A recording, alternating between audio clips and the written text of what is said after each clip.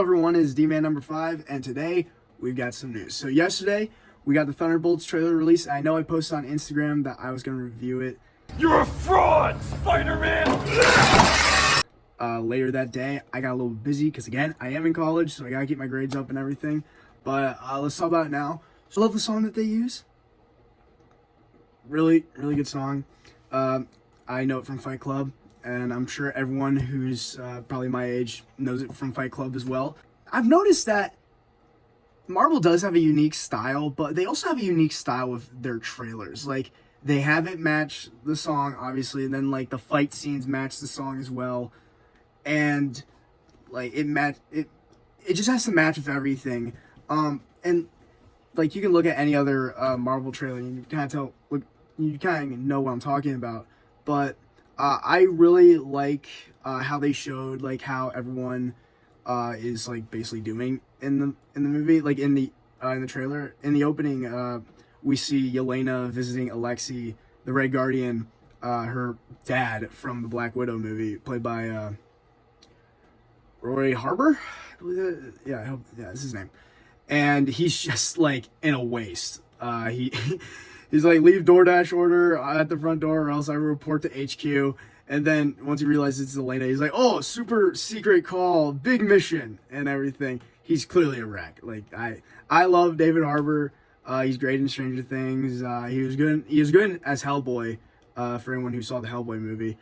And I really love him. I love that he's in this movie.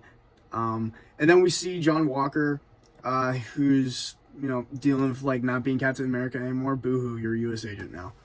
But he's, like, looking at, like, a post saying the downfall of a hero, and he's literally, like, ignoring his baby.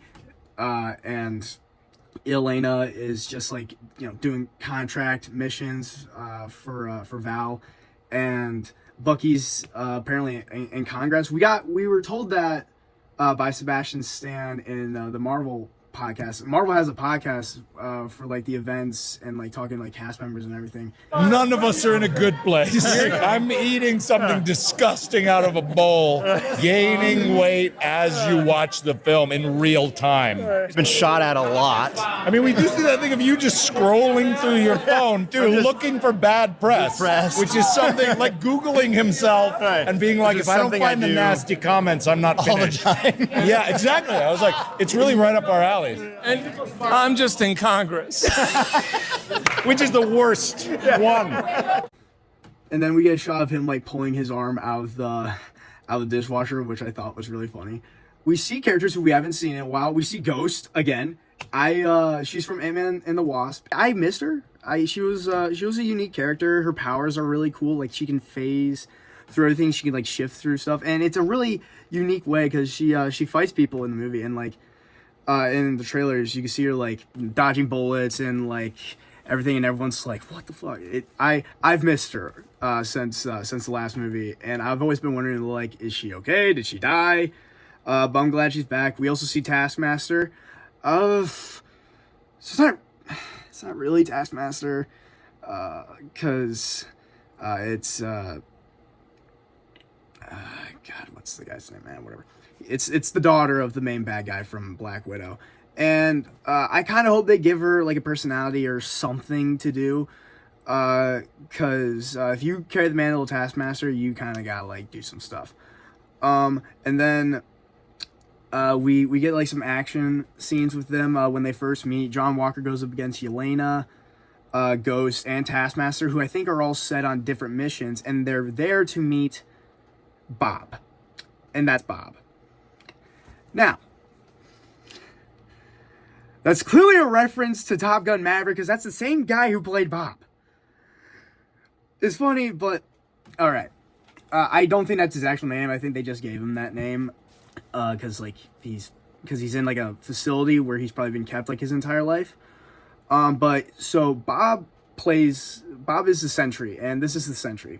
And who Sentry is, that's a great question. I'd be happy to answer that. He's basically Marvel's Superman, and he's, like, really powerful. Like, he's gone toe-to-toe with the Hulk and beat him in World War Hulk, and it's in the comics, it's stated that if he gets too powerful, his like darker side will take over and he will destroy the entire universe. So what they did was they erased his memory and they erased him from like all history. So like any events that he was ever in, he like never was there. So I don't think they did that. I don't think they're gonna do that for this, because that would kind of be like what Spider-Man did in No Way Home. But I want to know like what his backstory is. And I'm really interested to see, because Sentry is like, he's a big character in the comics, but he's not that known as much. So I'm really interested to see like how they do it. And also, here's like the logo. That's his logo for the movie, and he's just a puck. And I wonder if he's just like attaching it to his suit. I really do not want like the Ant-Man nanotech. I'm done with nanotech for characters. Like it's fine for certain characters, but like if it's for everyone, I'm gonna get sick of it. So I hope he's like got an actual suit. He's just putting that symbol on there. People are saying he's gonna fight the Thunderbolts. He's gonna win because the Thunderbolts are gonna lose. I think they're gonna work with him. Then we get like another action scene where they're in a limo, Red Guardian's driving, and you know John Walker's like, "I thought you said this car was bulletproof." And he goes, "It's bulletproof-ish." I love that John Walker has like a shield. I love these guys' own shield. I think that's really cool. And I just want to go over suits, by the way. Everyone's suit in the movie looks great that we've seen. Bucky's, it looks like he's just wearing a jacket and everything, which I think is fine, but I love his outfit in the Winter Soldier.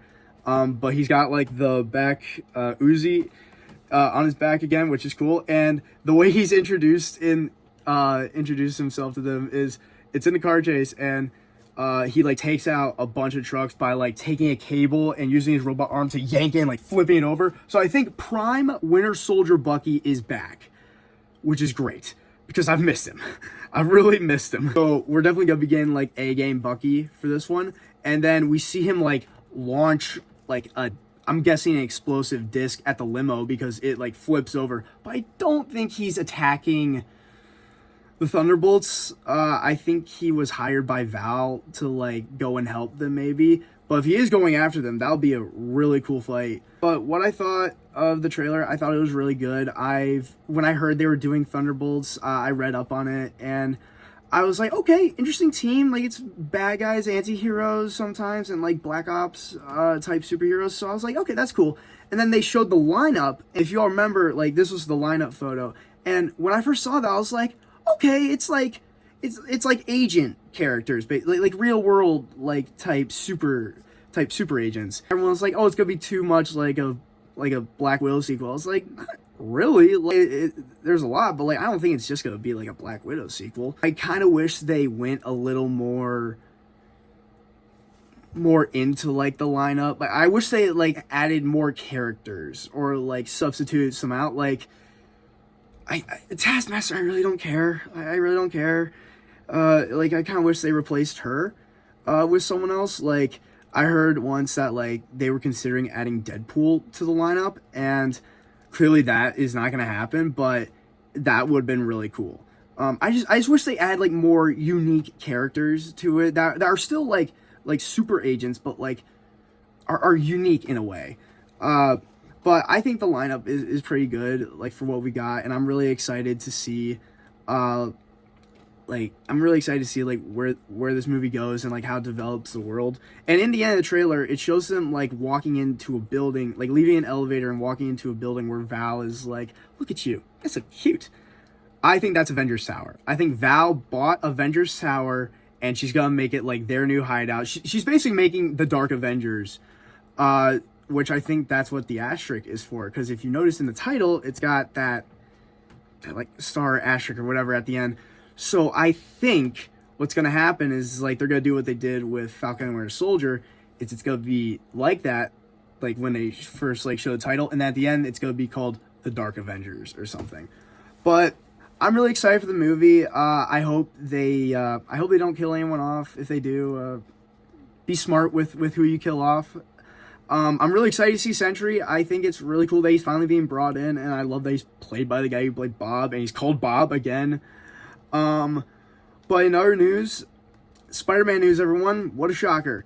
So, Marvel and Sony and Disney have come to an agreement that Spider-Man will appear in about 9 more films. So that includes his next trilogy of films, the Avengers movies, which will be releasing, and then a few more that will be in between after Secret Wars. I heard that there might be one in between Doomsday and Secret Wars, so I don't know if he's going to be in Doomsday, but so Tom was like in the meeting too, and he made sure to like negotiate and everything of like what he wanted for the character, and Sony agreed, thankfully, and wasn't petty. Like, no, we're gonna take Spider-Man back, like they did back 5 years ago. To anyone who remembers when Sony said they were gonna take Spider-Man back, horrible time, like scary time for us. All right, so I'm happy they worked out a deal, but I'm sick of it. Like, I hate like that a character like has these confusing like rights, that like ownership and everything. Like, it's really frustrating because then you can't adapt stories and you can't have this character interact with a character that we've been wanting to see. Like, they've been making spin-off movies of like his villains and side characters, and they're not going well. And you want to know why Sony's doing that? They're doing it so Marvel can't use them in like the MCU Spider-Man movies. So it's really frustrating that Sony is this petty. And also, another thing, Spider-Verse has been delayed to 2027, and it's because like they've been haggling the animators and the writers and everything about like a deadline. So it's really frustrating. I just want Sony to get off their fucking high horse. I just want to say, okay, to Sony, this is my message to you. Sell the fucking rights to Spider-Man back to Marvel. I don't care if it's like your most financial thing ever. Spider-Man belongs at Marvel. He belongs to Marvel Comics. And guess what? Marvel Comics is also Marvel Studios. Sell him back to Marvel fucking Studios. I'm sick of like this, like, oh, it's a legal thing. Oh, there's a negotiation. Oh, we've got to work a deal out for his contract and how many movies he can be in. Shut the fuck up. Spider-Man is literally the face of Marvel. So put him with Marvel. Sony, sell the fucking rights back, or either join with Sony like Fox did. But sell the fucking rights. I'm so sick of like these like spin-off movies. Venom's great, but like I'm sick of the spin-off movies. They're gonna be garbage and pointless. They're Spider-Man villains. You wanna know why? Because they fight Spider-Man. You can't give them a movie if it doesn't have fucking Spider-Man. So sell the fucking rights, Sony. Put on a t-shirt. Sell the rights, Sony.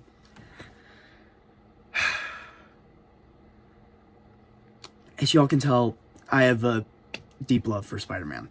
On to DC, which we haven't had much updates. The Batman 2 will be set during the winter, and this raises a few theories. What will the villain be? Will it be Mr. Freeze? The Court of Owls? Alright. Sidebar, again. The Court of Owls are not going to appear, everyone. Enough with thinking the Court of Owls are going to happen. They're not. And if they do, it better be a good story, because that's a big story to cover, and they're a really big like villain to Batman. So I don't think it's gonna be the second movie. It may be a later movie for how long Matt Reeves wants to do the trilogy, for how long Matt Reeves wants to do these, but it's not gonna be the Court of Owls. Everyone stop thinking it's the Court of Owls, all right? I'm tired of looking on YouTube, Twitter, and Instagram saying, ooh, it's set during the winter. The Court of Owls might happen. No, it's either Mr. Freeze, Killer Croc, or the Mad Hatter. My reason for Killer Croc is, reason for Mr. Freeze, 1, it's winter. I shouldn't have to explain that. 2, Killer Croc, here's the reason how he got into town. The flood. He came in through the flood and, like, has been eating, like, survivors who haven't been found yet and are still missing. So Batman would have to investigate, and he's, like, heard stories about, he would, like, hear stories about, like, Lizard Man in the sewers eating people and everything ever since the flood. So he would go investigate, and it's Killer Croc. Make it a horror movie. We got a detective noir type 7 movie. Give me a horror movie. I want a Batman horror movie. And I think Killer Croc can be a good villain to do that for. Some people would say, oh, the Joker, everything. We can wait for the Joker. I would rather wait for the Joker and I want Killer Croc at least. I think that would be a good idea. I know they're probably not going to do it, but I think that would be really cool. And I would love, if they do it, I would love it to be like a horror type thing. Like make Killer Croc scary, just make it intense and like gory and everything. It'd be really cool. I mentioned the Mad Hatter. I couldn't think of another villain. Mad Hatter though is pretty cool. He's in like one of the best Batman the Animated Series episodes, Per Chance to Dream. Go check it out. I'm not gonna spoil it. Just go check it out. It's a great episode, and it's respect to Kevin. All right, respect Kevin Conroy. But Mad Hatter, I don't know why I still don't know why I said it. But I think it would be a cool idea. But yeah, Mr. Freeze, Killer Croc, or Mad Hatter for honorable mentions. But that is going to do it for today. Thank you all so much for watching. Don't forget to like, comment, subscribe, and share.